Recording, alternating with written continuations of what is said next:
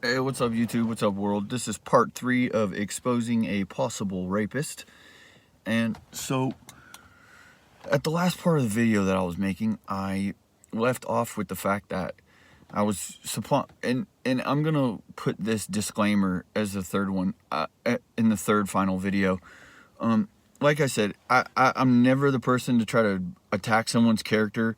I'm never the person to try to falsely accuse someone or make someone look bad. So if I mean, there's no doubt in my mind that this guy was, ripping me off and abusive and rude and disrespectful. And every time he was rude and confronted me aggressively, I offered him. I'm like, dude, if you have a problem with me, we can go outside and handle it. It's not, and it wasn't until he had an advantageous spot where I was weak until he finally struck me and took advantage and violently assaulted me, which I'm not going to sound here like a baby, like, oh, I was violently assaulted, but I mean, he handled it like a coward. The whole final month that I lived there, he was, coming at me aggressively and violently and insultingly, and every time he did that, I gave him the opportunity to handle it like a man, because every place I've been in the past, whether it's a group living, family, neighborhood, jail, prison, when two males have an issue like that, where they want to get in each other's face, they squabble, they squash it, and then they get on with it. Well, he never wanted to do that. He always wanted to walk away and just talk trash and keep, aggravate me and test me and provoke me, to the point he would like block me from using, physically try to block me from going in the bathroom, physically try to block me from going in the hallway. And I'm not the type of person to I wasn't raised to just start laying people out.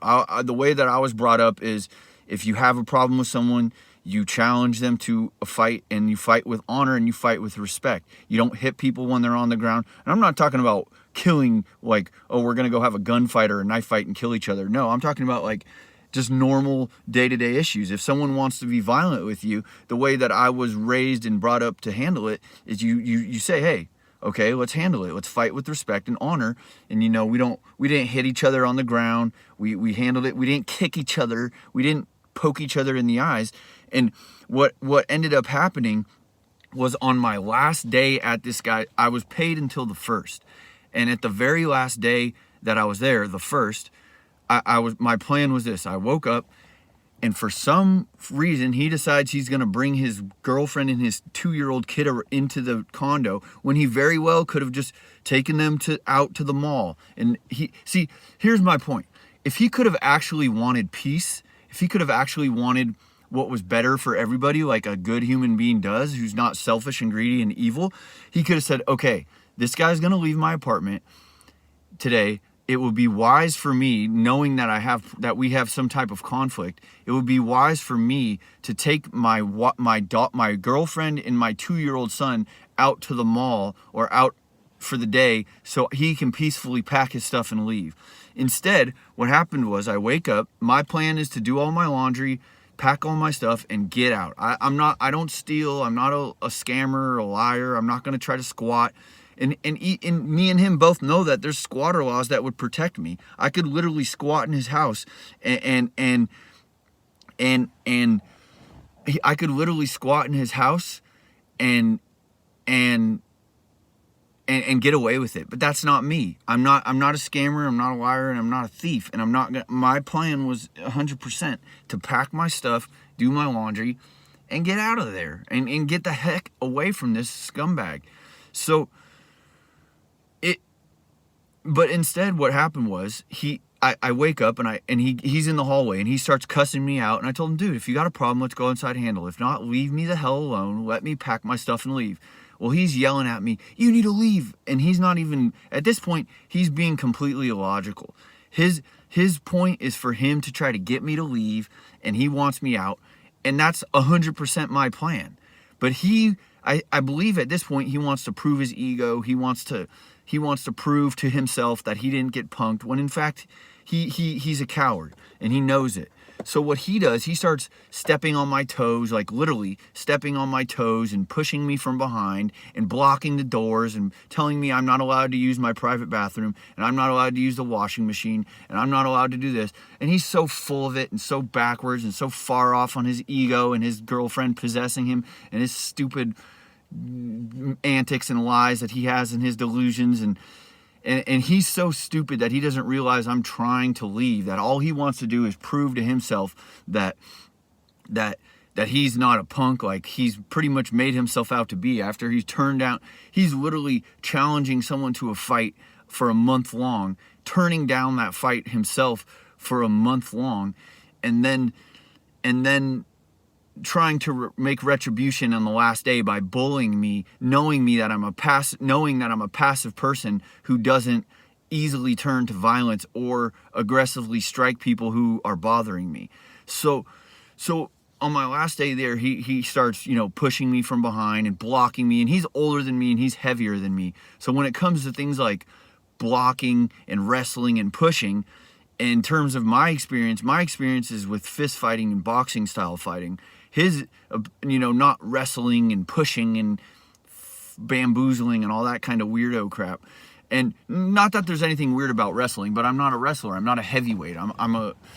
So what ends up happening is I've offered him that if he has a physical problem with me, that we could go outside and handle it. He denies this. He turns it down. So I'm telling him, then let's talk. Lower your voice, stop touching me, and let's talk.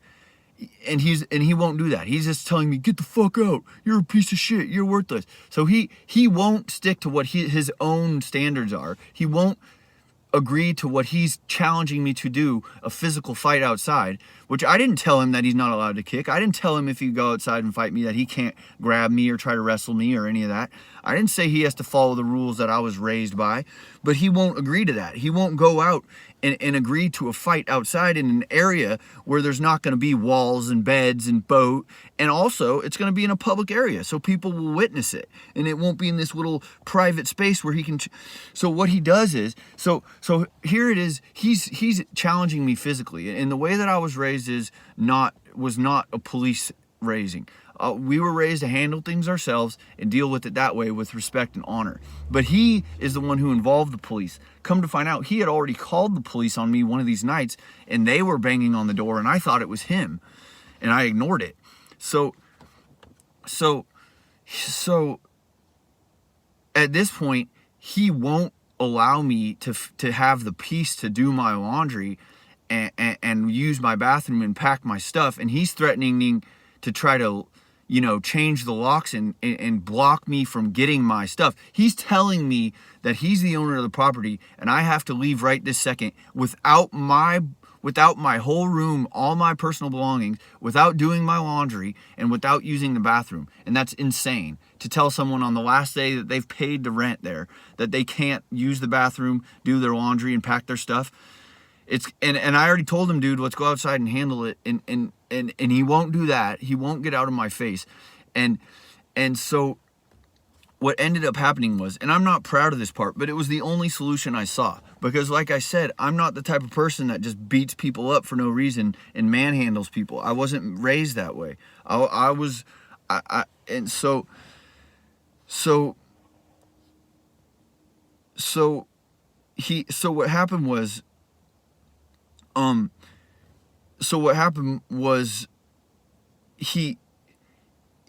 told him, dude, I've given you every option that I know of as a human being, as a man, and you won't accept it. You've already called the police on me. You're trying to break the legal laws that are protecting me, that are protecting me from getting my stuff out. In that case, fine.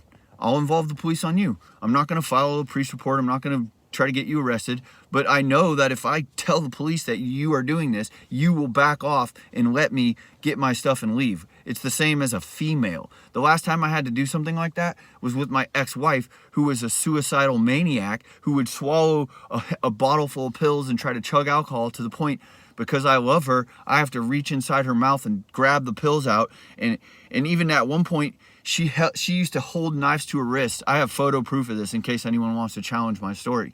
She would cut her wrists, cut her stomach, put bags on her head, put belts around her neck, put bags, duct tape bags around her neck. She was completely insane.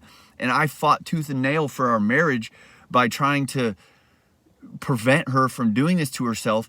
And eventually she took the knife that she was holding to her wrist and she stuck it in my arm, inches below my neck, and she cut my bicep. And I lost the control of the control of my left arm. And I had to go to the hospital, and they refused me service because I was trying to cover for her because she's my wife, and I didn't want her to get an attempted murder charge. Well, this was before we were divorced. And like I said, the last time I had to use the police and have them escort her, I literally had to call the police and tell her, no, I don't want to press domestic violence charges on her, but I want her to leave. They would tell her, Zoe, you need to leave the property and chill out. And then that way, that was the only, because that was the only people that my wife would respect, and that was the only people that this coward would respect. So if you don't want to, and I'm not going to tell my wife that we're going to go outside and have a fist fight. It doesn't work that way with females. That's stupid. I'm not going to challenge a female to a fist fight, even though my wife would have probably stepped to me harder than this coward dude, crappy landlord would. No, I rebuke those false prophecies and false lies from Jesus in the name of Jesus Christ. So anyways,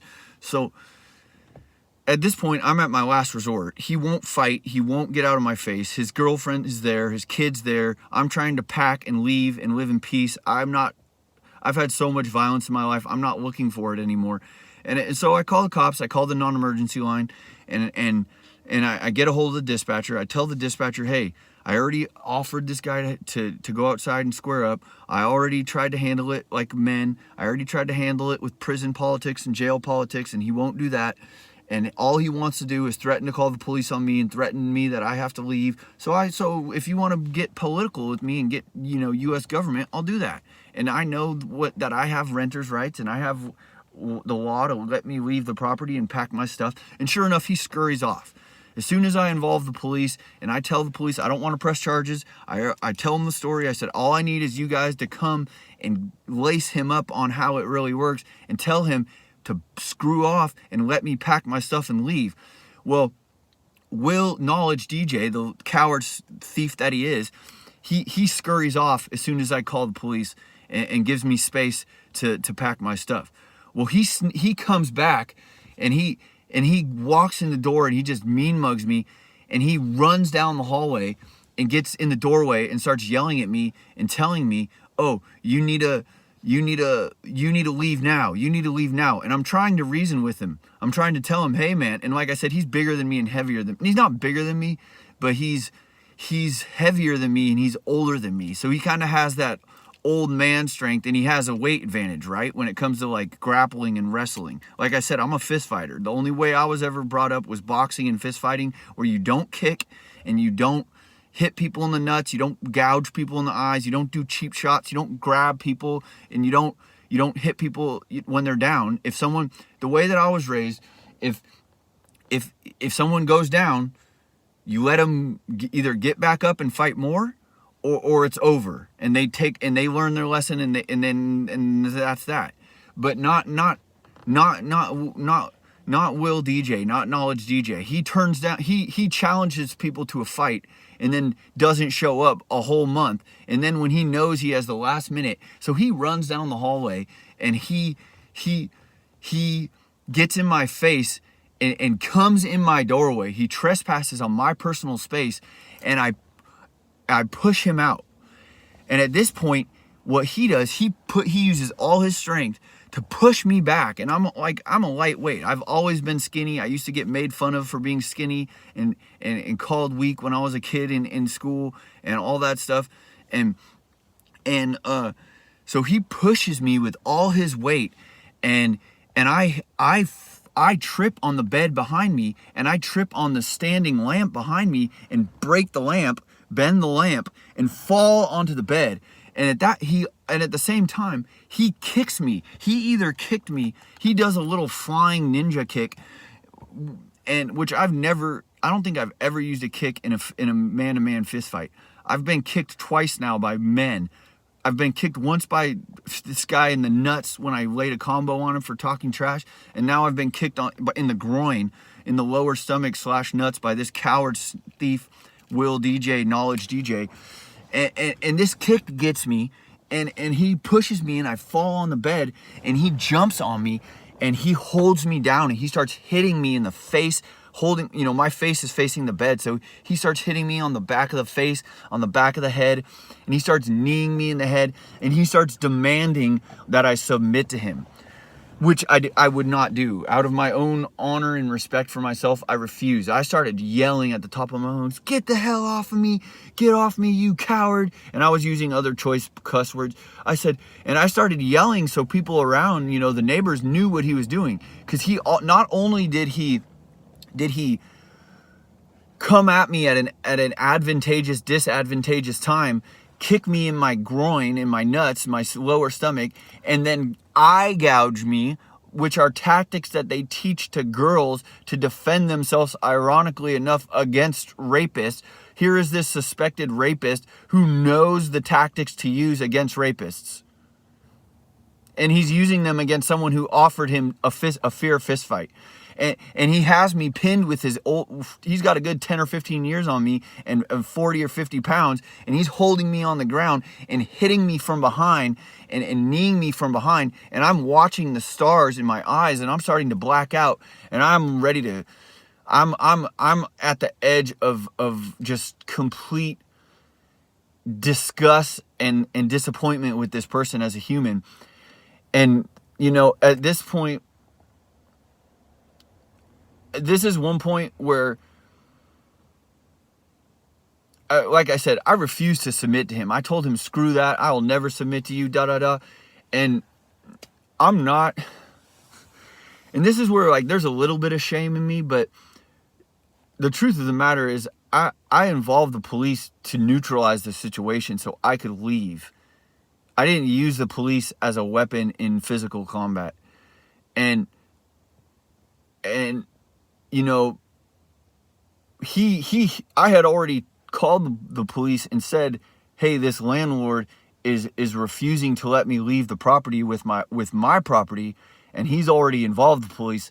I already offered him a physical confrontation. He refused the physical confrontation. It's the only thing I see as it was the easiest, safest option I see for me to get my property out of the property and me, and not me, and for the whole situation. Basically, he hears them pull up when he's trying to get me to submit, and he jumps off and acts like, oh, he's defending himself and all this other nonsense. And as soon as he gets off me, I'm like, screw you, motherfucker. Let's go outside and handle it. And the cops, the freaking cops, they want to pull me aside and tell me, the cops want to treat me like I'm the bad guy, and I'm the instigator, and I'm the violent person. And it was so freaking stupid, man. And they pull him aside, and they're like, and he's like, "Oh my God, there's this crazy person in my house. I need him out of my house. He's drunk and he's a violent person." And it was, as far as I know too, he's a police witch. So it was so far backwards. It was so far off of what was actually, I mean, I kind of gave the cops a mouthful too. I was like, sure, you guys came out here, but you're part of the problem from the first place, because you guys are the ones that taught him these techniques on how to submit people and do all this weirdo crap and fight in unjust and unhonorable tactics. So at that point, it was like, two wrongs don't make a right. You guys want to be cowards and lowlives, go fight amongst yourselves. But so the dingleberry cops who don't even know what's going on and try to tell me like I'm the bad guy, they tell him, okay, well, the way that the law works is he has a right to pack his stuff and leave, so you need to give him his space and let him leave. So he takes off, and then once they leave, that he comes back, and I tell him straight up, dude, I have no respect for you. If you want to fight, we can fight right now. And he just looks at me like the little coward he is, and I'm like, dude, and he's like, well, I just want to make sure that you don't tear up my house. And I told him, dude, I'm not a vandalist. I'm not a thief and a coward like you. I'm not going to damage your house, and I'm not going to steal from you. Leave me alone and get away from me. And I also told him, you're a punk bitch. And excuse the language, but that's the truth. I told him, I said, you're a fucking bitch. You're a coward and a bitch, and I'll never respect you. And until you fucking tell me that you're ready to go out into that parking lot and fucking squabble like a fucking man and square up, you're a fucking bitch. You hit me from behind. You're a coward, you're a liar, and a thief. And he accepted that. He looked me in the eye and he accepted that. And that's who he is. And he knows that. And if he doesn't know that, then he's delusional and he's lying to himself. And the reason I made these videos was to protect him protect possible victims. Because bad landlords, you get them. Bad cops, you come across them. I'm not going to file a police complaint or a legal complaint against every cop, bad cop, and crappy landlord I come across. But rape? I'm not going to go in a situation where I'm 99.999% sure that I was raped and then just walk away allowing this person to continue to be this creative, artistic rapist. No, I'm not. I'm going to do my best to expose that person. And like I said, if I'm wrong, then I pray and I hope that this doesn't have any effect against his reputation or against his conscience or whatever. But look at the evidence. A, his house was filthy, covered with feces and urine when I came into it. B, he was extremely suspicious and weird and sexually advantageous and discussing with fecal matter, discussing with urine, discussing with sexual advances and sexual material like ejaculation and so on and so forth before any of the actual rape happened, suspected rape happened. B, the previous woman who lived there was in an extremely weird and awkward situation where she literally stole a month and a half of rent from him and ran up his bills, and he kind of had a guilty laugh about it, which is, I've never met a male who was robbed by a female for a month and a half rent, a bisexual male who was robbed for a month and a half rent and gave a guilty laugh about it. And then C, once it actually happened, and all that weirdo crap in the stuff in my room, and the urine on me and in the room, and the fact that I was passed out for over 24 hours or whatever, or such a large amount of time, that underneath such a small amount of alcohol, and I was completely blacked out. Like, I don't remember getting up and going to the bathroom. I don't remember unlocking my door. I don't remember any of it. I don't remember anyone banging on my door and asking to come in. Nothing. And I did not drink a lot of alcohol. I did not, and I'm a heavy drinker. And in the last time I blacked out that hard, I probably drank a whole bottle and a 6-pack. It wasn't no quarter bottle, 6 shots, whatever. It was a whole bottle, a bottle of wine, and a 6-pack. That was the last time, that amount of alcohol. And then wake up, drink another bottle of wine and another 6-pack, and then I'm blacked out even more. That was the type of blackout I get from alcohol. Not a third of a bottle and a little bit of beer, and I'm blacked out for a day and a half, completely blacked out. That leads me to suspect roofie or date rape, some drug like that. And that being said, on top of the fact that after it happened, I accused him of it, and I brought it up to him, and the next time he confronted me, and I told him, dude, I'm pretty sure you're a rapist. And he looked me in the face, he smiled, and he said, that's not for you to decide, with a dirty smirk on his face. He said it like, I'll try to replicate it the best I can. And this is in the midst, we're yelling at each other. Fuck you, motherfucker. Get the fuck out of my room. And he's yelling at me. Fuck you, get out of my house. You have to leave. And I'm yelling at him. Fuck you, I'm paid to the end of the month. Get the fuck away from me and leave me alone. And he's yelling at me. Fuck you, you're a drunk. You're a piece of shit. And then during all this, yelling at the top of our lungs at 1 a.m, at the edge of a physical confrontation, which I already offered him, and he's still coming at me at 1 a.m. trying to stir the pot and get me to get in a situation where he can pull a gun on me or stab me or call the cops and have me arrested or whatever, because he's a schemer and a plotter, and he's a lowlife just like every other thief and coward in the world.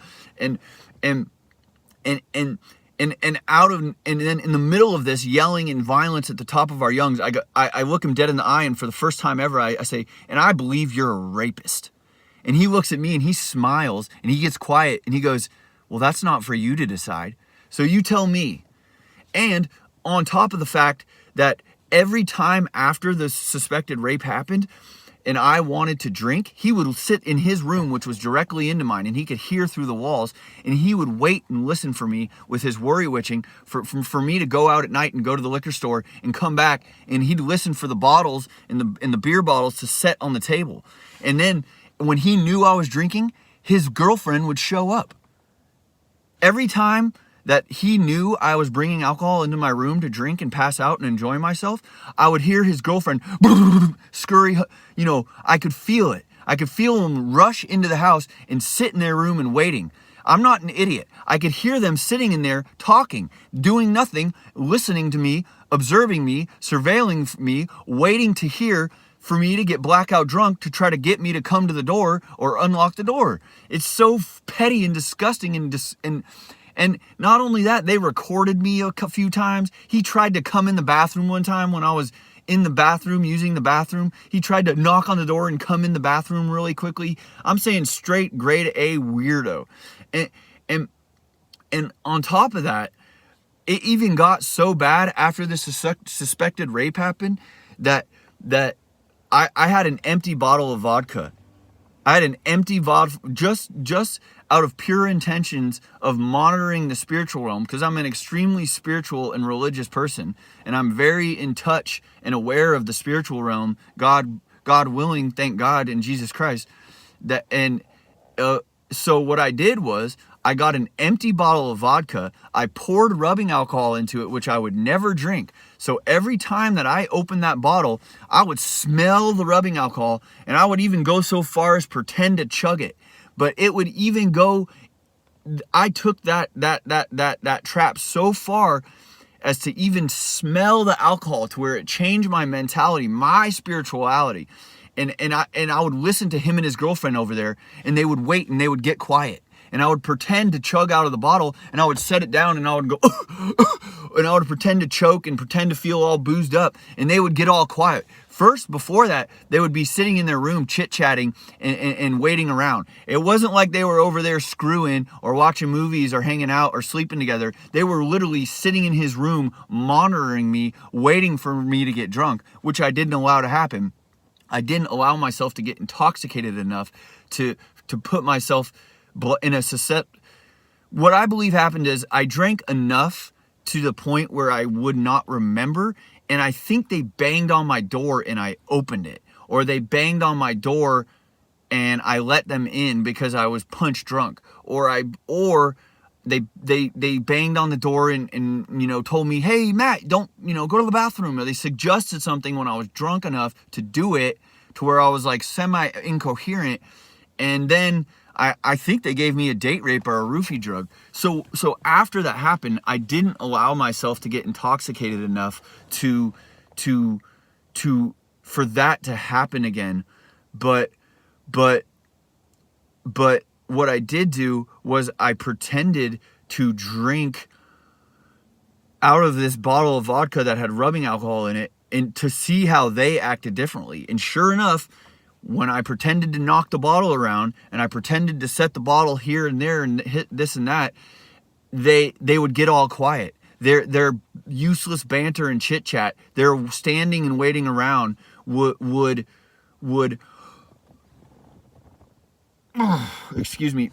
quiet itself, and they would sit there, and it was like they were like, okay, he's gonna get drunk. Well, little unbeknownst to them, I wasn't actually drinking, and it was rubbing alcohol, and it was a joke. And sure enough, their banter and their surveillance ended, and they finally realized, and I confused them, and sure enough, they never got in my room again. Praise God, hallelujah. So the reason I made these 3 videos was not, or maybe even part 2, 3, I don't know if this is 3 or 4 videos, whatever it is. The reason I made these videos wasn't to get a pity party. It wasn't to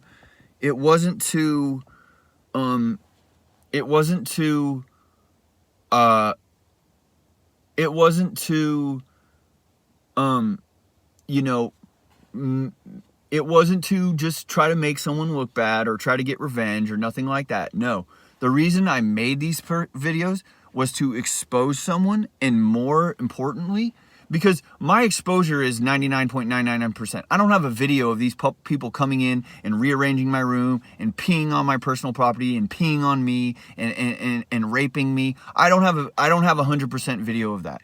But if you wake up after drinking a less than normal amount that you drink and don't have anything bad happen, it's when you drink like such a small amount to yourself that it's actually humorous, and then you wake up over 24 hours or over such a long period of time that's like insane, that even when you drink abusively amounts that you're not out for that long, it makes you suspect a date rape drug or a roofie drug. And then not only that, but the environment that you drank in is completely rearranged in a way that you have never done your entire life. Because I've drank alone and I've rearranged things and I've done things that I didn't remember.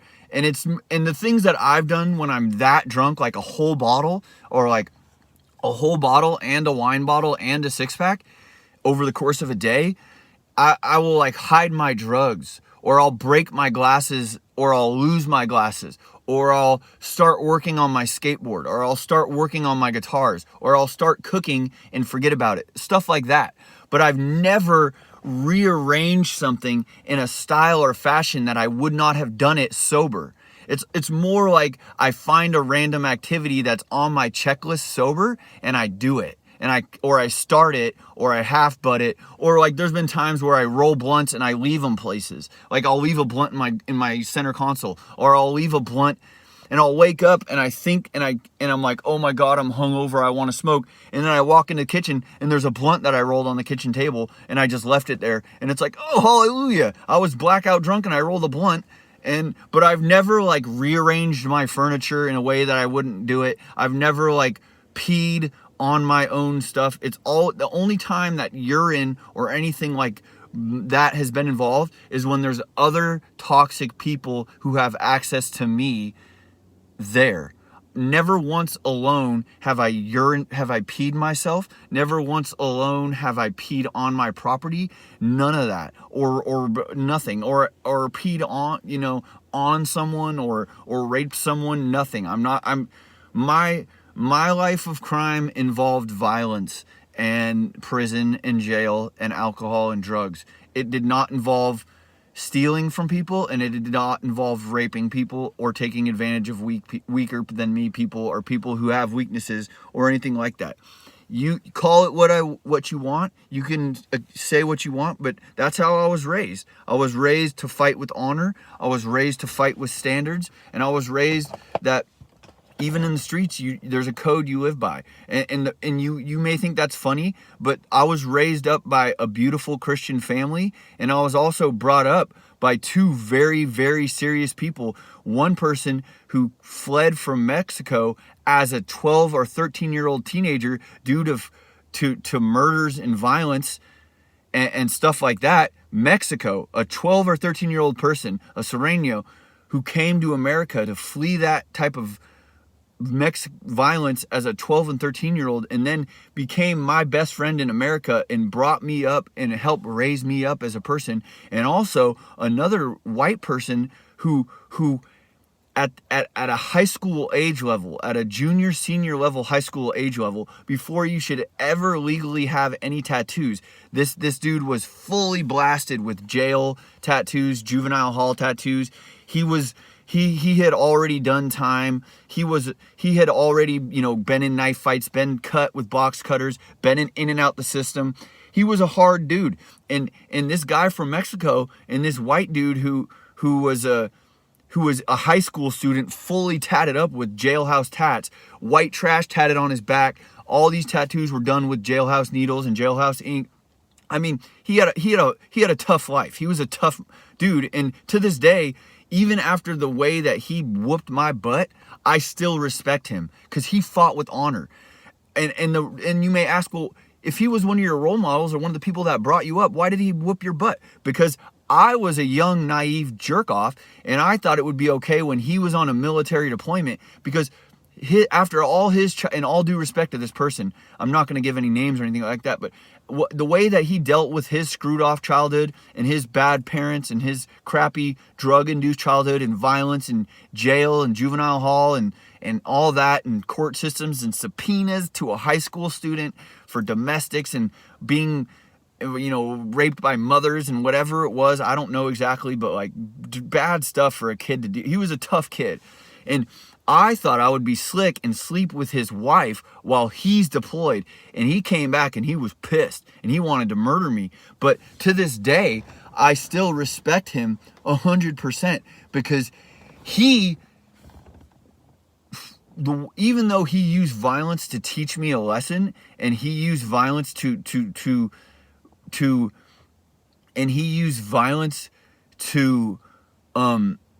rebuke, like to get back at me for the way that I wronged him, which I did 100% wrong him, is he never once attacked my property. He never once stole my property. He could have easily stole my phone or my wallet. He never once,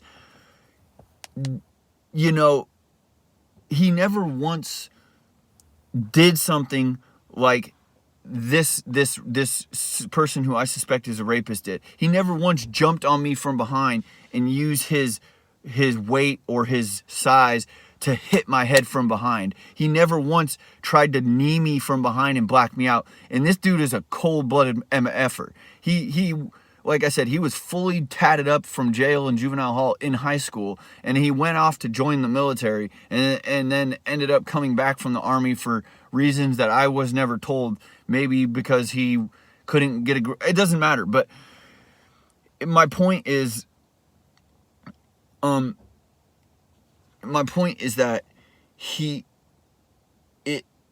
not once did he use these cowardly and thief and lowly tactics that this person used.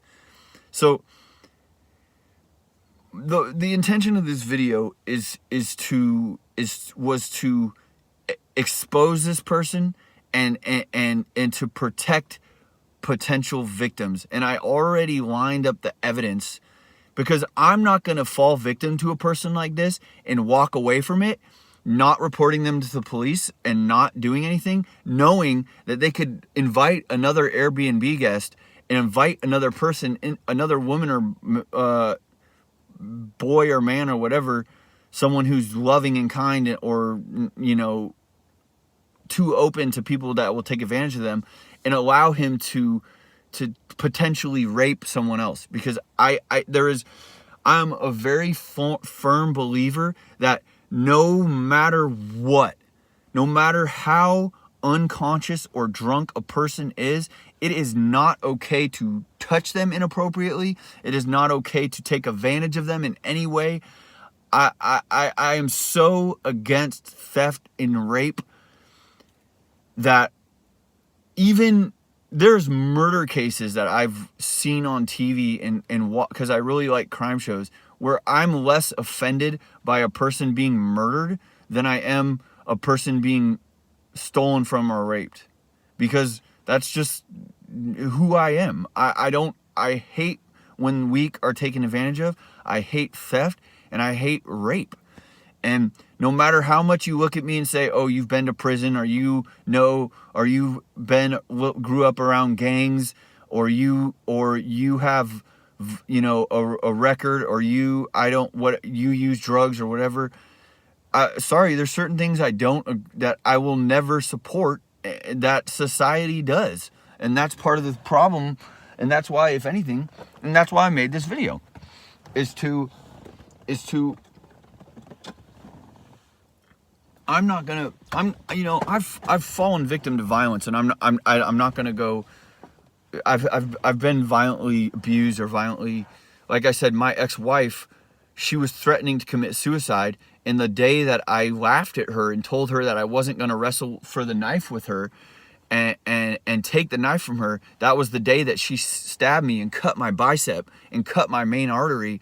And I had to cover for her so she wouldn't get an attempted murder charge. And I had to literally sit there in the ER waiting room, refusing to be stitched up while I'm losing blood, but I controlled the bleeding. And sitting there feeling one of the most miserable, desolate, sad points in my life, where this hospital will not give me service because I will not tell them the truth that my sociopathic, violent wife with a scarred childhood had one of her violent episodes and attempted to kill me or stab me. And I don't want her to go to jail because I love my wife, and I have to tell a bogus story that we were working on a lamp at 3 in the morning and I fell off the ladder onto a pair of scissors, onto a sharp object. So, but after that's all said and done, I'm not going to fall victim to a male rapist who's very intelligent and very cunning, and then not, and allow him and not make effort to expose him. And like I said, if I wasn't raped, then I pray to Jesus Christ and God that I have no effect on his reputation or on any part of the future. But remember all the evidence that I provided and all the things that happened and the way he reacted when I accused him. And not only that, is he a worry witch who uses worry spirits to try to gain information and steal and if you're not aware of that, then post a comment. I'll make a whole video about that.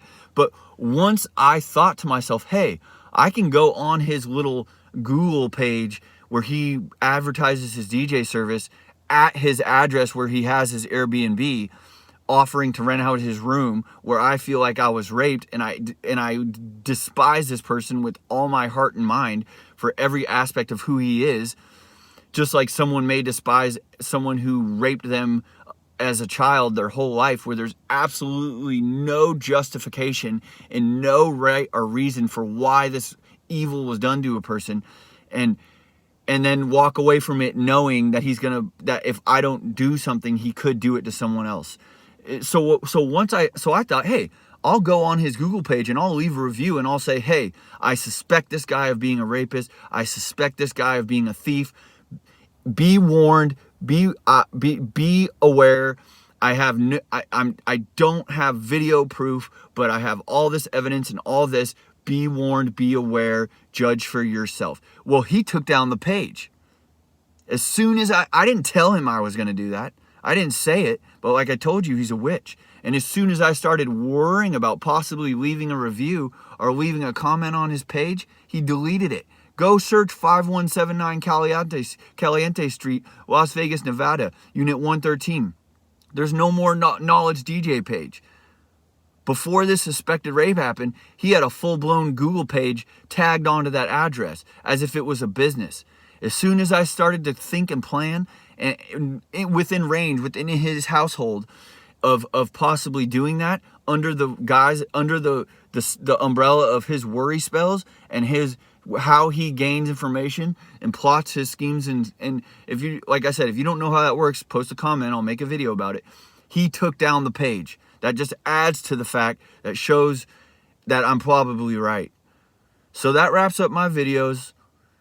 Closing note: if I'm wrong, I pray and I ask God not that his reputation has no effect. But if I'm right, then I pray to God that it protects.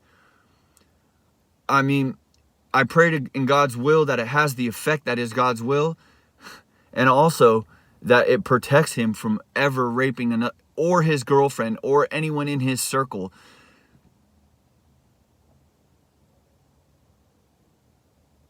From ever raping someone again. Selah.